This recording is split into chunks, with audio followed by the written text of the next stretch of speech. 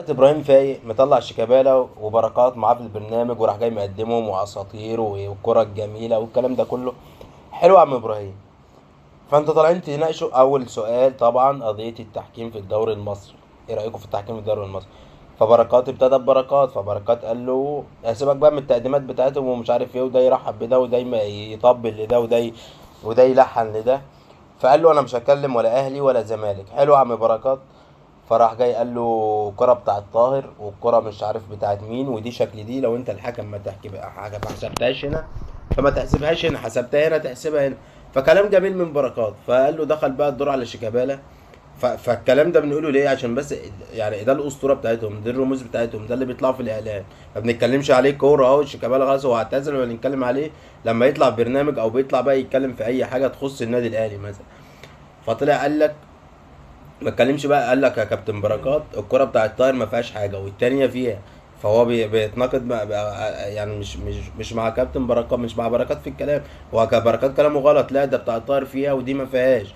ما علينا. قال له اول كرة الكرة بتاعت الشناوي لما الحكم اداله طرد لما طلع من الجون، وبعد كده لغى الطرد. تخيل يعني انت راجل ما تطلع تقول بقى ولا هتكلم ولا اهلي ولا زمالك، ما تذكرتش. ما علينا، بس هكمل لك في اللي جاي اهو. فقال له منين اديته طرد، وبعد كده الفار ناداله وبعد كده لغى الطرد. ان الفار يناديله، فالفار هو اللي لغى يعني. قال له ده لا انت فيها حاجه، مش يعني لو طرد على طول وهي تستحق الطرد ما كانش الفار ناداله. وبعد كده لا، احنا اصلا شفنا ان هو كان عمال يشاور على كتفه، فهو مديله الطرد على اساس ان هو عملها بايده. يعني سيبك من ان اتدخل في اللاعب وفي تلامس ما فيش تلامس. فهو كان مديله الطرد على اساس ان هو جاب الكرة بايده، طلعت ما جاتش في ايده، جت في فخدته، بعدين مش عارف في صدره، ما المهم ما جاتش في ايده خالص. فقال لك التلامس ده عليه انذار ما عليهوش طرد. فانت بتتكلم لا، ما دام في تلامس يبقى في طرد.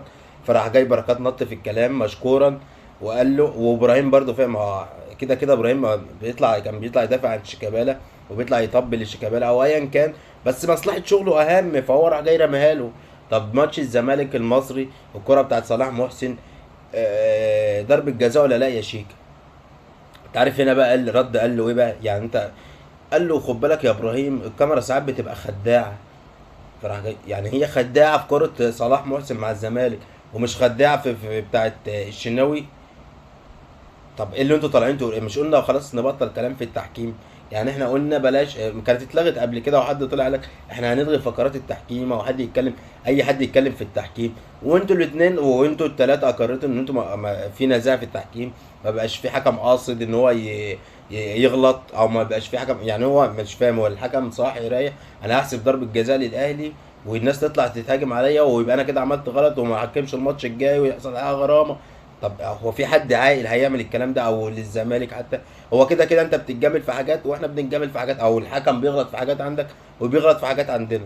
بيغلط في صالحك في حاجات وبيغلط يعني هي ماشيه رايحه جايه. يعني ما تقعدش بس تمس. طب ما انت خلاص جبت الاهلي في حاجه، جيب الزمالك في نفس الحاجه في الماتش بتاع المصري ده. يعني جبت خلاص انت جبت بتاعت الشناوي بس مش هتجيب غيرها، وقلت الكاميرا ساعات تبقى خداعه هنا ومش خداعه هنا. ما هو برضه حاجه تقع يومها برضه ضربه الجزاء بتاعت ديانج، واختها بتاعت تريزيجيه ما اتحسبتش، اللي كانت لتريزيجيه في المنطقه. هي نفس الزقه ونفس الركبه في قلب ظهره ومش عارف ايه. ما جبتش سيرتهم. ما المفروض بقى ليه بقى؟ عشان جمهور الزمالك يطلع اوه شيكا. ما علينا. كابتن سيف زاهر طلع النهارده قصه امام عاشور الحمد لله على السلامه وخرج بالسلامه طبعا وكل حاجه. انت يا كابتن سيف طلعت عملت فيديو دلوقتي لامام عاشور وقلت الحمد لله على السلامه. وليه يعني عنوان الفيديو ليه الهجوم ده كله على امام عاشور؟ يا عم انت مالك؟ انت محسوب على جمهور النادي الاهلي، ما انت عارفين انت ايه في الاخر يعني. فانت جاي تدافع ما هو معنى كلامك بتدافع عن امام، ولا بتسال احنا ليه الهجوم على امام؟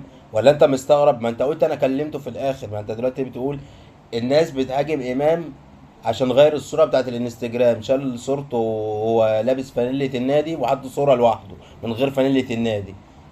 قال لك انا كلمت امام، وقال لا قبل ما اكلم امام دخلت على الانستجرام بتاع امام اشوف الصوره القديمه، لقيت صورته هو وبنته، فرحت جاي مكلمه وايه الموضوع ده يا امام.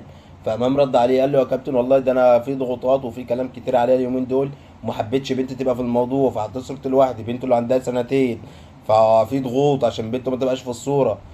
طب ما تساله السؤال المهم يا كابتن سيف؟ لا ده اهم حاجه بس الصوره عشان ما كانش لابس، فهو ده المهم. فالكلام اللي انتوا بتتكلموا عليه لسه بدري، هو انت عايزنا نتكلم امتى يا كابتن سيف؟ ما حاجه ما تخصكش مالكش فيه. يعني مش فاهم، انت طالع تدافع عنه ولا طالع تعمل ايه؟ مش فاهم برضه. ما قلنا ما دام هو يعني هو كده، الحمد لله على السلامه يا امام، هنطبق يعني المفروض احنا نبقى كده، يعني جمهور كده احنا نبقى لزاز يعني بالنسبه لك. واحد جاب واحد النادي الاهلي قال مش هتعامل معاه، او ماليش علاقه بيه، او هو سبب في وسام يمشي، او محمد عبد المنعم يمشي، او ايا كان يمشي، وراح جاي منزل يعني اللي هو جابه ده، نزل تصريحات يعني تهين في حاجات كتيره في النادي الاهلي وفي الاداره وفي كده، وقال لك انا معايا مع هم معاهم رقم يكلموني، او مصلحه اللاعب اهم من مصلحه النادي كده كده، ومعايا 10 عروض لامام ومش محدش يكلمني لحد دلوقتي ومش عارف ايه. طب ما تروح تكلم الوكيل بتاعه او تكلم امام. طب انت اكيد سالته يا كابتن سيف، معلش يعني انت طمنت على صحته وكلمته على الصوره بتاعت الانستجرام، اكيد ما كلم يعني انت المفروض اعلامي وصحفي، اكيد يعني ما جاش في دماغك ان انت تكلمه يا امام طب الموضوع بتاع ادم وطني ده صح ولا غلط؟ معلش يعني ما جاتش في بالك خالص يا كابتن؟ لا اكيد جت في بالك، واكيد سالته واكيد رد عليك وقال لك لسه شويه على الكلام ده، او هو هيحصل وانت ما قلتش. يعني انت بتقول لسه بدري على الكلام ده، ان هو كده كده هيحصل. فانت حاجه ما تخصكش، يعني انت هجوم بقى على امام، هجوم على ادم وطني، انت حاجه تخصك ده جمهور والنادي بتاعه، خليك في حالك.